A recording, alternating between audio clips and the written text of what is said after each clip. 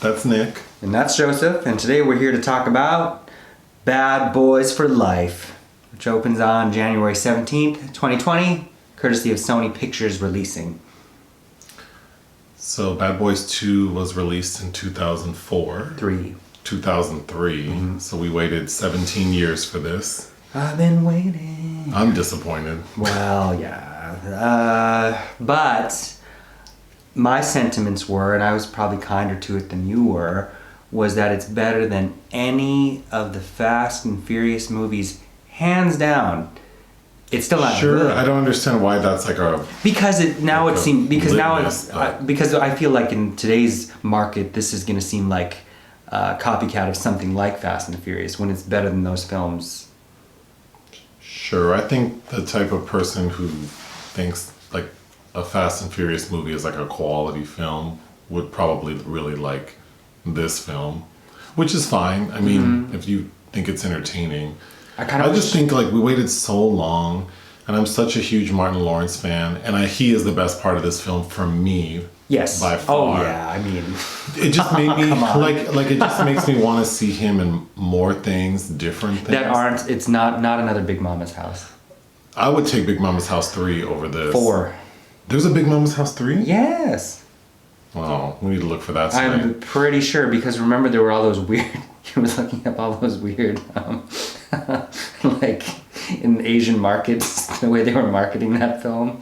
All the stills. Yeah, you were. Yeah. Oh, anyway. Yeah, there are a lot of, yeah. Mm-hmm. So, the first two were directed by Michael Bay, and this one is directed by... Well, Adil and Bilall as the credits show, but they're a pair of filmmakers from Belgium, Adil Arbi and Bilall Fallah. Previously, they directed a film called Black in 2015. It won the Discovery Award at the Toronto International Film Festival, and I think I had a screener for it way back then and never watched it. Now I'm really curious to go back and see it. But so, who has returned? Obviously, Martin Lawrence and Will Smith as the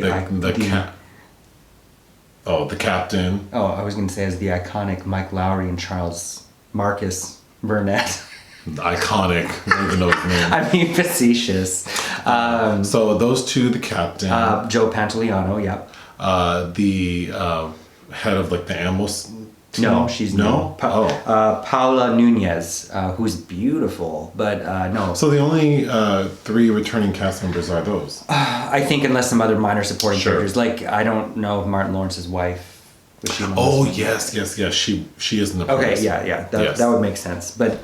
No, we have a lot of new additions, many who are useless. But the plot is the same. They're in Miami. Will Smith is acting up like a police officer who doesn't know his place. Really, like anti-seatbelt, The opening scene of the film is like what appears to be a car chase. And it looks like they're, Marcus and Mike are being chased by the police, but they're actually being escorted. So like an entire area is like shut down because Marcus needs to get to the hospital to see his new grandbaby. That's the opening scene. Yeah. My biggest problem with this film and the franchise as a whole is Mike Lowrey's character. He has no regard for... He's just so damn selfish. Well, he's supposed to, he's a throwback to those cops from the 70s films. Like.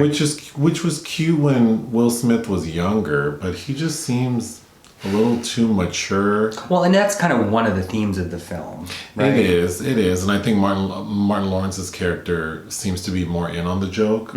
But I just think Mike Lowrey reads kind of whack. Like he uses lingo that's like, I gotta turn up, and like miss me with that, and like just try. I don't know what he's trying to act like, but it's awkward. It's so awkward because all I can think about is Will Smith's Instagram and how like wholesome and sweet it is, and how he wears like dad jeans. Even his singing career, I remember when he won that Grammy for that album, saying, "And I never had to use one swear word." Like, watching him being.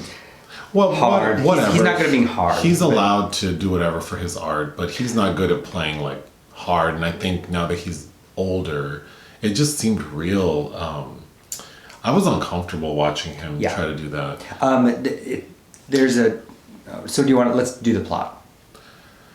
Mike is shot by an unknown person. We come to find out that it's the son of an escaped Mexican prisoner who's the head of some drug cartel. And, Played by Kate Del Castillo. And she is like, there. She has like a list of people who she wants offed, and Mike Lowrey is like last on her list. And her son is the assassin. And her son is the assassin. And then the movie is them trying to catch him. Basically. So within that, Marcus decides to retire. During the time that Mike Lowrey is recovering from his gunshot wounds, which appears to take like 6 months. So during that time, Marcus retires. Mike makes a full recovery. Of course. Convinces Marcus to help him find the assassin. And to spoil the film, the assassin... Played by Jacob Scipio, I think is how that's pronounced. Scipio. Okay. Is Mike Lowrey's son. But yes, does not look like he could be at all. Oh my god. But he's this story is so ridiculous. It's funny, you didn't see Gemini Man, which I thought looked... I thought was a great theatrical experience, not a very good movie, where Will Smith is, battling younger versions of himself. Some of the dialogue when there's the big reveal is very reminiscent of the same thing. Will Smith's always fighting himself. But I don't even know what to say. I mean, I guess for someone, I did enjoy the first two Bad Boys films enough, and the music I also really enjoyed. I remember really not liking the second one, but... Well, I don't know. It was fluff. I guess it's just like to wait so long. Well, then there was this was stuck in developmental hell for years because Bad Boys 2 made a ton of money, and Michael Bay did want to direct another one, and then all kinds of other directors were attached, and it just always fell apart. And now we have this, which features director Joe Carnahan, as one of the screenwriters. And also a notable supporting cast that has nothing to do. Vanessa Hudgens is one of the ammo team. She... Yeah. This film, I don't even know what to say. I mean, I didn't care for it, but if you're the type who likes loud action films with like aging... some corny dialogue sometimes. Like aging stars with corny dialogue. I mean, Clint Eastwood's still around. It was shot. The directors brought their DP, Robert Haywert, who shot Black, and I really like how Miami looks in the film. I think that I know you weren't impressed. So, what did you like about this film? I liked how it looked. If you're gonna shoot Miami in an action film, I thought it looked great, and it made me want to look up who the DP was, because he also did another Belgian thriller I really liked a few years ago called The Ardennes, which is also a much better film than this. But the look of it is there, and some of the action sequences are, well done. I thought the fight scenes with Will Smith, they look highly choreographed. Sure. The editing, it looks like it's been sped up. But like the chase sequences, I think are fine. Yes, the chase sequences look great. The city looks great. Another note I wrote down was DJ Khaled. Ick. Oh, can't stand DJ Khaled. At least he gets beat. His non-cunnilingus eating. A note about Kate Del Castillo, I do really like her, and I think she's kind of underrated. Remember, she was also involved in that weird El Chapo, Sean Penn scenario that happened. Was that 2 years ago? Oh, I don't even know what you're talking about. And she played a transsexual inmate in that movie K-11.